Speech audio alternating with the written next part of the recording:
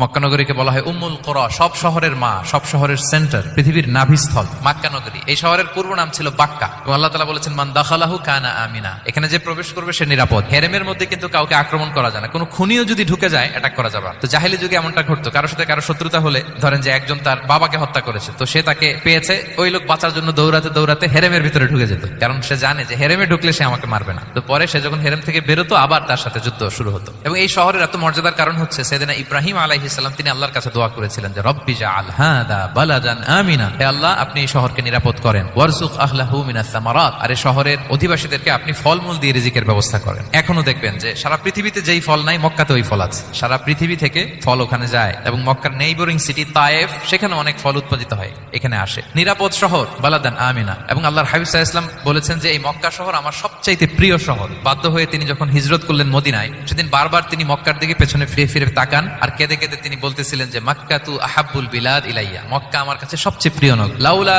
উখরিজতু লামা খারাজতু, আমাকে যদি জোর করে বের করে দেয়া না হতো আমি কোনোদিন মক্কা ছেড়ে অন্য কোথাও যেতাম না। আল্লাহর হাবিব সাল্লাল্লাহু আলাইহি ওয়াসাল্লামের সবচেয়ে প্রিয় শহর ছিল মক্কা, এবং এটা আল্লাহর হাবিব সাল্লাল্লাহু আলাইহি ওয়াসাল্লামের জন্মস্থান, মাকান মাউলিদির রাসূল, রাসূল সাল্লাল্লাহু আলাইহি ওয়াসাল্লামের বিলাদাত হয়েছে এই শহরে। এবং এই শহরকে আল্লাহ বলেছেন মাসাবাতান লিন-নাসি ওয়া আমনা, মানুষের মিলনস্থল, কেন্দ্রস্থল, সারা পৃথিবী থেকে মানুষ ওখানে যায়। আপনি যে রমাদানে যদি মক্কায় যান, আল্লাহু আকবার, লক্ষ লক্ষ উমরা পালনকারী সেখানে, ইউরোপ থেকে, আফ্রিকা থেকে, অস্ট্রেলিয়া থেকে, এশিয়া থেকে, সারা পৃথিবীর মানুষের মিলনস্থল। ওখানে গেলে আপনি দেখবেন মাসাবাতান লিন-নাসি ওয়া আমনা, নিরাপদ জায়গা এবং মানুষের মিলনস্থল এটা। এখানে এমন মসজিদ আল্লাহ রেখেছেন কাবা ঘরের চারদিকে, এটাকে বলা হয় মসজিদুল হারাম, যে মসজিদে 1 রাকাত সালাত পড়লে 1 লক্ষ রাকাতের সওয়াব হয়। আল্লাহর ঘরকে কেন্দ্র করে তাওয়াফের নির্দেশ দেওয়া হয়েছে, ওয়ালিয়াতাওয়াফু বিল বাইতিল আতিক, পৃথিবীর কোনো ঘরকে তাওয়াফ করা যায় না, কোনো ঘরকে, এই একটা মাত্র ঘর যেটাকে এর চারদিকে এরকম তাওয়াফ করা যায়। তাহলে এই পবিত্র ঘর, পবিত্র মসজিদ যেই শহরে অবস্থিত, সেই শহরের কসম আল্লাহ করেছেন। আল্লাহ বললেন ওয়াহাদাল বালাদিল আমিন, এই নিরাপদ শহরের কসম, মানে মক্কা শহরের কসম।